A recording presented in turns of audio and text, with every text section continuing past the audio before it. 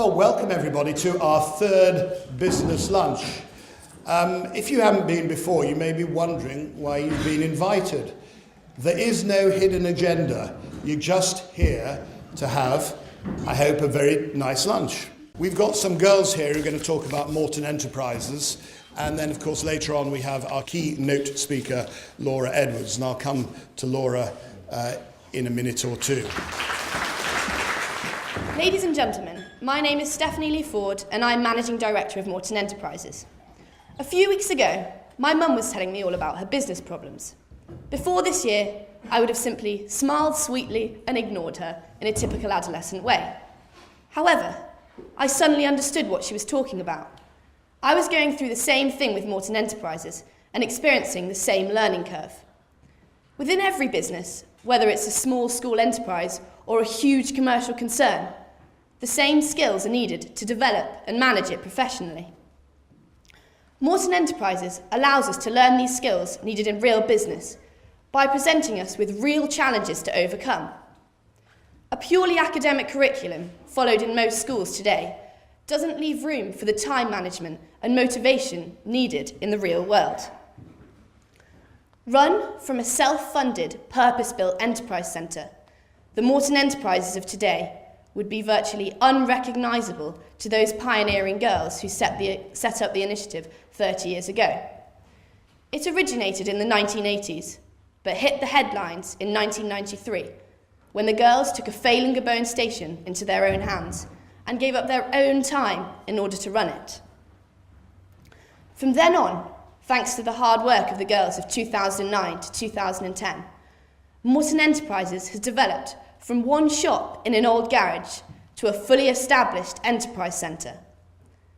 They launched Operation Innovation, which, through various fundraising events, including pitching to the regional directors of Barclays Bank in order to secure a fund, the girls raised a grand total of £100,000. Their determination raised the profit by 40%. Although the scale of the business has multiplied, the aim stays the same: to inspire and challenge young women through nurturing the culture of enterprise and entrepreneurship in the heart of the school. Moreton Hall girls have a special quality of motivation and an eye for creativity that flourishes in the business environment. It's not just an extracurricular activity for us to add to our UCAS forms and to impress universities. It's a business that we are responsible for and run alongside the demands of our A-levels. It's a limited company which is organised by a board of 9 directors supported by managers and assistants. Each year, the business is handed down to the next year of enthusiastic lower sixth girls to develop, to expand, and most importantly, to learn. This year, we have created a new team, the Big Idea team, which is directed by Charlotte Risbrook, who will tell you more about that later. I will now pass you over to Vicky Bull to tell you more about the structure of the business. I'm Essentials Director, which sells products essential to a girl's everyday life. It also sells things like makeup and nail varnish, but I'll leave this up to you to decide whether you think they're essential or not. Our Enterprise Centre, which you saw earlier, consists of 6 retail outlets, with Tuck, unsurprisingly, being the most popular. We mostly source our stock from numerous suppliers all over the country, and recently I went to the NEC Spring Trade Fair in Birmingham and found some new contacts, one of which showed us the as-yet unseen range of Cath Kidston, which I found very exciting anyway. The suppliers, of course, don't know our age or that we operate from a school, so we must conduct ourselves just as any other businesswoman would, which is slightly nerve-wracking the first time round, as this throws you right into the deep end, but it is a great lesson in real enterprise. We aim on average for a markup of 30%, and as the girls are all my age or younger, we have to keep the prices fairly affordable. But Moreton Enterprises is not all about the profit maximisation, it is about teaching girls business and how to deal with it.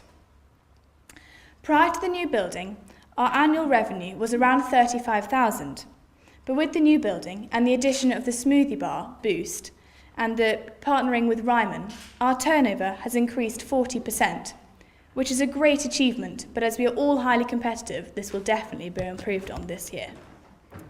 To accompany the new Enterprise Centre, we have installed a bespoke IT system which we upload all our stock onto, keep a record of sales, and from there we make all our transactions and generate a variety of reports for analysis. At the end of each day, we cash up, and judging by the queues and tuck, I must think this sometimes takes hours. I'll now pass you over to Georgie Muir. Thank you. Hello, I am a marketing manager of this year's Moreton Enterprise. No business could be successful without an imaginative marketing team, and Moreton Enterprise is no exception. From canvassing the opinions of our customers to creating eye-catching promotional material and developing new ideas, the marketing team ensure that all students are aware of new stock and any upcoming events throughout Moreton Enterprise. During the Christmas term, the marketing team oversee the ordering, advertising, packaging and distribution of our luxury handmade Christmas puddings and locally sourced pheasants. Last term, we received such good feedback of these products that we've decided to pursue a strategy of market development and distribute these products to a much wider audience. Charlotte Risbrook will explain more later. Another of our recent updates in the marketing team is the upgrade of our website, which now includes an online shopping facility, as well as new initiatives for the term, including Moreton Hall memorabilia and birthday baskets. We've also developed a new credit payment system, which allows Moreton parents to direct funds straight into their daughters' Moreton Enterprise accounts via PayPal or by credit card. The team is also busy setting up Facebook and Twitter accounts so as to keep everybody updated with social media marketing techniques. Now, the events team is definitely a substantial part of the marketing team, generating large revenue for Moreton Enterprise. We've organised a variety of events throughout the year, from socials to themed movie nights to portrait photography sessions for all the girls. And we are currently pursuing our many ideas for the summer term, including pool parties for the lower years and getting involved with comic relief. I'll now hand you on to Millie. Hi, I'm Director of the Environmental Services. Like most businesses today, Moreton Enterprise is aware of its corporate social responsibility. This is why, in 2009, an environmental team was set up within the business. The first success for the team was the footprint wood, which can now be seen on the right as you drive into school. This was a great start as it improved the biodiversity of the school grounds, as well as creating awareness of our carbon footprint. This year, we have focused on reducing the general waste from the Moreton Enterprise Centre as well as the rest of school. In half a year, we have reduced our general waste by 60%, which is a great result that we hope to improve on. The retail aspect of Moreton Enterprise has also become environmentally aware by stocking products such as fair trade jewellery, organic toiletries and recycled stationery. Other achievements this year have been the successful Girls Go Green Week, which was held in October. The week was packed with events such as a bake sale for Greenpeace and a petition which gave all the girls at school the opportunity to sign against unsustainable fishing. Our latest achievement has been our Fair Trade Afternoon Tea, which was held yesterday, and we have raised about £190 for the Fair Trade Foundation. There are many vital departments in Moreton Enterprise not represented here today. For example, our dedicated finance team ensures that Moreton Enterprise carries on to thrive. They successfully manage the credit system, which can involve processing up to £20,000 at the beginning of each of the 3 terms, as well as keeping on top of targets, ensuring invoices are paid on time, and comparing performances with previous years. Their great commitment keeps Moreton Enterprises running smoothly. I will now hand you over to Charlotte Risbrook. Hi, I'm Director of The Big Idea. Currently, my team of 5 are working hard to expand the business further. Our first project is to take the infamous Moreton Christmas puddings and make them available to a wider target market beyond Moreton. Last year, we sold over 100 Christmas puddings. We package and label them up and market them via the website and leaflets sent to parents. We are currently working on the legalities of labelling and insurance, and with our mentor on creating a professional sales pitch. We will then go and pitch to the local farm shops, so if you have any contacts, then please let us know. Our second idea is called Inspiring Innovations. Though in its early stages, our plan is to use some of our retained profits to help support like-minded entrepreneurs to establish and develop their businesses further. We will provide them with a mentor and, if needed, support funding. Our initial research is eye-opening to what a large undertaking this will be. The complexities of consumer credit agreements and commercial law may be enough to deter some, but we believe that this project has the potential to be the most exciting since the takeover of Gaboan Station all those years ago. Our next step is to publicise our idea and raise awareness of what we are doing. By the end of June, we aim to have selected our entrepreneurs. Another groundbreaking initiative is that we believe we are the first school in the UK to appoint an entrepreneur in residence. Their role will include working closely for 1 year with us on existing and future projects. They will also spend time researching and developing a commercial package based on the Moreton Enterprise model. This will enable other schools to implement an enterprise initiative such as ours. Our mentors have been invaluable over the past few years in helping us turn our ideas into reality. If you would be interested as acting as a mentor, then please complete the card that you will find on your tables and hand to a member of the Moreton Enterprise team before you leave. Thank you. I can't tell you enough how much Moreton Enterprises sets you up for the real business world. It's the little things, such as calculating profit margins and typing up rotas, that creates a stable base for the future. In the words of Friedrich Nietzsche, he who would learn to fly must first learn to stand, walk, run, climb, and dance. One cannot fly into flying. So in the light of it being International Women's Day today, please keep an eye open for some high-flying businesswomen. Thank you, and enjoy your lunch.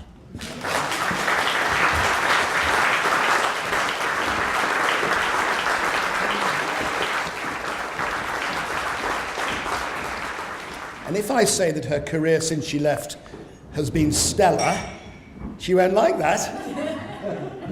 She has gone to the stars, but she doesn't sell Stella Artois. Laura has had a spectacular career since she left Moreton, and really there is nothing more for me to do other than welcome Laura Edwards. Gosh, there's nothing like being set up with a big start, isn't there? Stellar and spectacular. I'll try and live up to that. When I was asked to put this presentation together, I was very aware of who my audience were. Many of you will be far more successful in business than me, I'm sure, and have spent a lot more time in business than I have.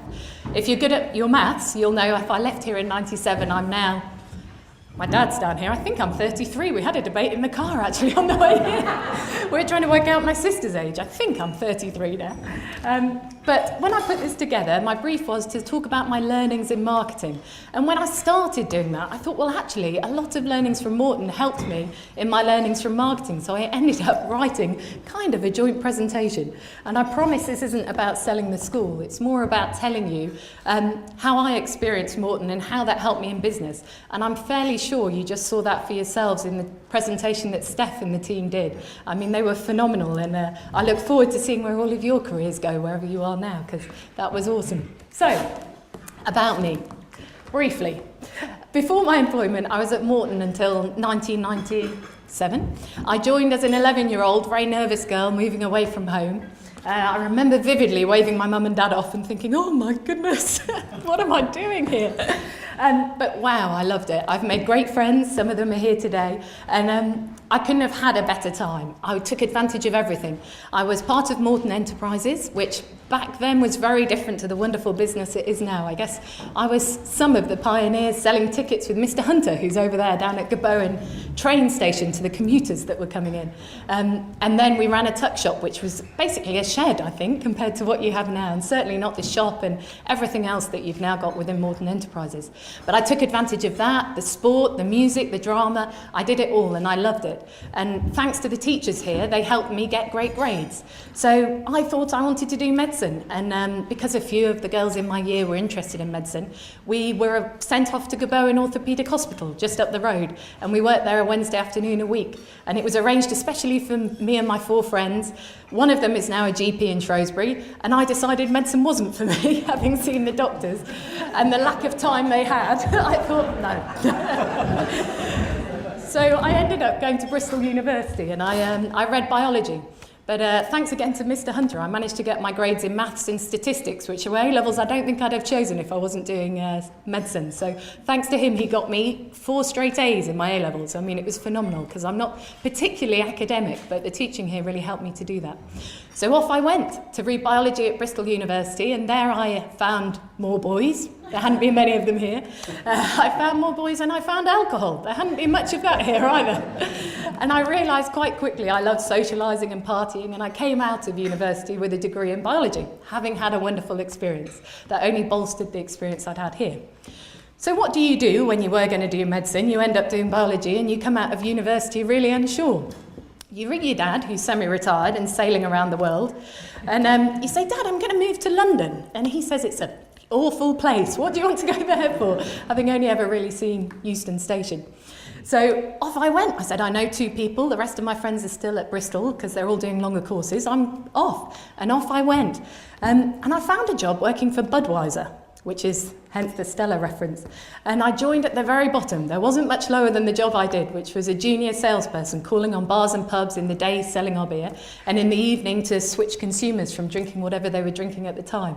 So that's where I started, which you can imagine was a shock for Dad, having invested in my education as he had. But there I was, and I remember vividly, I earned £19,000. That was my first salary, living in London. And goodness, my experience at Moreton Enterprises helped me to work out how to make that money go further and work out how to live and afford what I wanted to do. So that was the start. Since then, I've been earning my way, quite clearly. Dad's directed me in that direction. You're on your own now. So, I've worked for a number of great drinks businesses. Anheuser-Busch was the American company that owned Budweiser, and I worked there for a couple of years. I've then worked at Pernod Ricard, which is one of the world's, well, it's the second biggest behind Diageo spirits producer globally. I then went back to Anheuser-Busch and worked for them when InBev bought them. So InBev owned Stella Artois and bought Anheuser-Busch for $52 billion just before their crash. And they have paid that debt off, unbelievably. They're doing fantastically well with it. And now I'm at a company called Miller Brands, which I'm thrilled to be at. It's a business that's putting value back into the drinks industry, and that I feel passionate about, especially with the dynamic of the grocery sector nowadays. So I feel passionate about that, and I love where I am now.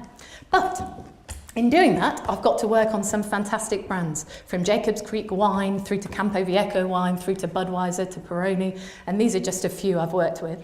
And then I did work briefly as a director of an agency called Elvis in London, which really rocketed my career because it was a small business and I grew with it and got some great opportunities. But as a director there, I worked with a number of great retailers like Mitchells and Butlers, who are the biggest pub company in the UK, and some of the other retailers, a few names there you will know, and Bacardi as well. They were a client of mine. So that gave me great exposure to other businesses as an agency servicing their businesses and brands.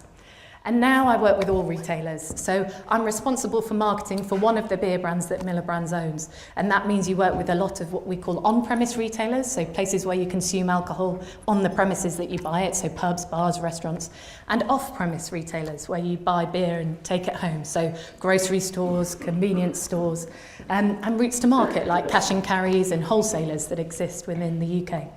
So one of whom I was handily sat next to at dinner, actually, at lunch, so we've done some business, I think. So I've been earning my way ever since and had a fantastic time doing it, and I have a lot of learnings. So I'm here to tell you what my 10 principles, I guess, are in terms of how I market and how I work in a marketing department on some of these brands.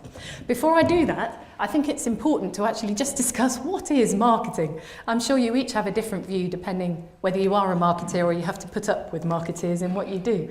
But in Wikipedia, that wonderful reference library that it is, marketing is getting the right goods to the right people at the right time, at the right price, with the right communications and promotions. In simple language, for me, it's ensuring consumers choose your brand above others. That's it. That's what we're here for, and it can take different guises in different businesses and in different categories. Brands are measured by brand equity. So that is the value that is put against a brand, the value that is put against somebody seeing that brand and choosing it against an unbranded generic product. And companies have spent a lot of time trying to work out the value of brand equity, and analysts and city guys are constantly trying to work out that value. The Economist says brands are among a company's most valuable assets. And it is true when you look at the companies that have exchanged hands in the world today. So in 2000, Unilever bought the American Foods Company to get hold of brands like Hellmann's Mayonnaise, Knorr Soups, and they paid 2.5 times the sales revenue to get hold of those brands. A phenomenal amount. They paid $24 billion for that business. Other companies like Coca-Cola bought Schweppes recently, and they bought them based on the value of the Schweppes brands, and various analysts helped them to put a value against them that's based on brand equity. It can work in your favour, but it can absolutely go wrong as well. So some of you will remember in 1990, Perrier was found to have the carcinogen benzene in the water, only a few bottles. It cost them $200 million. They had to withdraw 280 million bottles from the world. And it took them 13 years to recover and break even. And during that time, because the brand's value had plummeted, consumers didn't trust it, various competitors came into the category, and the Nestlé business bought them 2 years after that disaster because the company value was so low. So it just shows how important brand equity is to a company. So marketers might be fluffy and they might have their heads in the clouds sometimes, but there is a very commercial reality about what we do in building brands. And I know there's a number of marketers in the room today who hopefully agree with me. So that's what marketing is. Brands and businesses that are performing fantastically well, like the GlaxoSmithKlines, like the Unilevers, like the P&Gs, like the SAB Miller, which is the mother company that I work for, they do well because they focus their business on building brands. They structure their business around investing and protecting in brands. And they do that by building credibility with consumers and making sure that consumers can trust them. And that's why they do so well, I believe, in the environment that we're currently in. Let me test you then on the power of brands. I've got 3 tests. Who can tell me what this brand is? Nike. And some shout out, what does it stand for you? Just do it. There's the strapline straight away, whoever had that. What else? Come on. Tiger Woods. Tiger Woods. Controversial now, but yes. Excellent. So I wrote down the words that it stands for me. Exciting, provocative, spirited, cool, innovative, athletic, aggressive. It's all about performance and achieving what you can. And that's the power of the Nike brand. How about this one? Shell, a brand that doesn't even put their name on their logo anymore. They've evolved it to not even feature the word Shell. And what does that stand for? Some of us will be less interested in this, I think. Very expensive. Yeah, very true. I put down quality, fuel, differentiated, and then I got a bit bored, but I kept going because I'm not into Shell, actually, but specialists, innovators, an incredible business in itself. Now, one for the girls, the last one. Mulberry. There we go. So what does Mulberry stand for you? Oh, we're good on this one, aren't we? Needless to say, I found this more interesting than Shell as well. Quality, luxury, style, leather. Interestingly, in a recession, what we're really seeing is consumers economising on things that don't matter to them, economy, bread, baked beans, and then treating themselves to smaller luxuries like premium lager, premium ales, premium luxury goods like bags. I think at the end of September, yes, Mulberry posted a 207% gross margin growth over the last 6 months, which is phenomenal in this environment when you think the average cost of a Mulberry bag is £600. 207% growth. Phenomenal. So what recession, I hear you say? The reality is we are in a very tough economic climate, and in that climate, and I won't talk to you about it, I'm sure we all live and breathe it every day, but in that climate, branding and brands become even more important, like you just saw from the Mulberry example. So what is it you need to do to make sure your brand can survive in this environment? I have 10 principles that I'm going to share with you. Choose to do with them what you will, whether you think I'm right or you feel differently. I'm throwing them out there, and I would love to hear any feedback you've got on how I operate as a marketer. The first of my principles is decide where to win and then how to win. Know where you're going in the long term and pursue it relentlessly. So many distractions come along the way from a business strategy point of view, let alone a brand strategy point of view. And you have to make sure you never lose sight of where you're going and you manage those distractions and the changes in the environment within which you operate very carefully. So that's my first principle. Secondly, be single-minded. So Peroni, this is one of the brands that I work on, and it has seen great success over the last 5 years because we've been single-minded about it. We haven't been willing to compromise on price.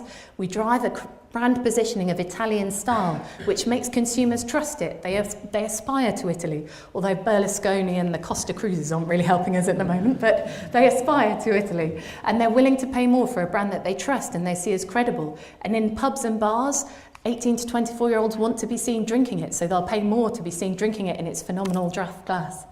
This is why this brand, in a beer market that's in a single-digit decline, is in double-digit growth. And more importantly, it's in double-digit volume growth, but the value growth is outstripping the volume growth. And we're very proud of what we've done, and we protect and control that mercilessly to make sure that we keep that brand equity high and we keep consumers wanting to pay more for it. So be single-minded. My third principle is be bold, innovate. Nespresso and the capsule coffee market, to me, is phenomenal. It's created a whole new category of coffee. It's stolen from instant and all sorts of other coffees and created a business in machines and capsules that you have to keep buying and now accessories. It's phenomenal. In innovation, you will get so many losses, but when one gem comes along, there's a lot of money to be made, and they are reaping the benefits of that. I'm sure a lot of you here have Nespresso machines, having just gone through Christmas, but it is phenomenal, the success that they've seen. So, be bold and innovate. Execute with excellence. Coke, to me, are phenomenal at executing what they do in whatever consumer touchpoint it may be, whether it's in-store, online, in a magazine, in a TV ad. They'll take a property like Christmas is coming, or they'll take a property like the Olympics, which they're a key sponsor for, and they'll execute it with excellence in every route so that you know what they stand for and you get why you pay more for Coca-Cola versus other own-label colas. Another principle. Don't lose sight of the competition. Red Bull is another phenomenal business. They have a 70% market share of the energy drinks category. So many businesses want to get into that. You can imagine the profit margins on an energy drink in a can. Many, many retailers are now producing their own label. Tesco have produced one. How similar is that? Don't lose sight of the competition. There are 400 entrants every year into the energy drinks market trying to steal some of that 70% of Red Bull. And a lot of them are operating at a fifth of the retail price to try and steal consumers away from the brand. And it's the brand equity in Red Bull that's stopping people from trading down. They do a phenomenal job through everything that they do in their brand business, I think. Confront tough decisions. I've had a few. I'm sure there are many people in this room who've had many more and many tougher decisions to make, especially when it comes to people decisions. You have to confront them, I have learnt to date, make them, stick to them and move on as quickly as you can and make sure you keep the people you have remaining or what business you are following or pursuing. You have to make sure that you make them and move on. That's something I've learnt quite quickly and I'm sure I've got a lot more to learn in this area. Assess return on investment. People think when you have a small budget, it's important to make every penny count. To me, when you have a big budget, a big brand marketing budget, it's just as important because it's far easier to waste that money. So make sure you know where that every pound is going and what return you're going to get from it. Especially in this economic environment, it's easy to lose sight of that and waste money. Great people. Now this is something certainly for the girls in this room. You are going to, no doubt, have a tougher job than any of your predecessors in getting employment when you leave. But what you have got behind you is what we just saw from Steph and the team. You have got a phenomenal experience here having worked in Moreton Enterprises. A Reed study of 1,000 business people showed that 97% of businessmen would employ people with the right attitude and sacrifice that over skill, because attitude is so much more important to them. These are the attitude attributes. Something that I think you see a lot in Moreton Girls, and for those of you who know Moreton Girls, you see that a lot. In that study, two-thirds of businessmen said if they had to make cuts in their workforce, they would cut people with the right skills above people with the right attitude. That's really powerful, and you have to make sure when you go out there you demonstrate that. They also said they valued someone with these attitude attributes 7 times more valuable than someone without them. There's a lot to be said for that, and I can't say how much I certainly get a positive reaction to being a positive person in a business environment. Understand your consumer. I don't think you can have a marketing presentation without putting Innocent up there, especially when you work in the food and drink industry.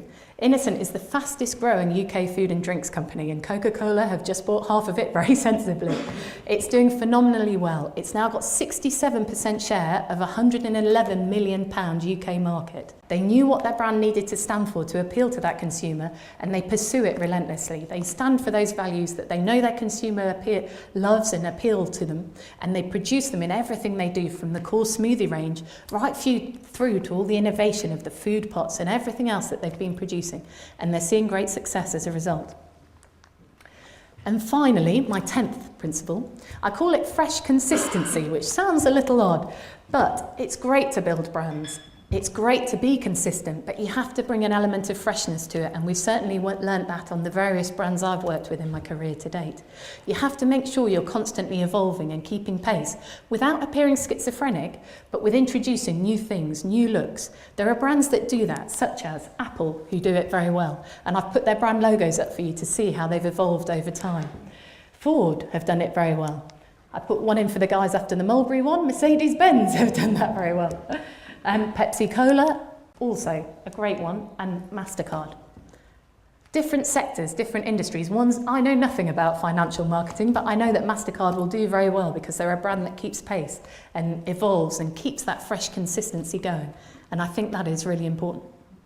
So that's it. Those are my 10 principles. My learnings from both marketing and Moreton Hall, which hopefully you can see, are: be clear on where you're heading long term. Be single-minded like we have been with Peroni. Be bold, don't be afraid to innovate. It's frightening when you see the money you pile into innovation, but when you get that gem, it really does pay off. Execute with excellence, a la Coke. Don't lose sight of the competition. Make sure you confront tough decisions, challenge return on investment. Make sure you hire great people with great attitudes. Understand your consumer and the shopper and the customer, and deploy fresh consistency, because that's so important. And those are the principles I'm currently working by, and I'm sure I will learn more as I go. But at the ripe old age of 33, I'm fairly sure that list will become much longer. But that's my learnings for today. Thank you.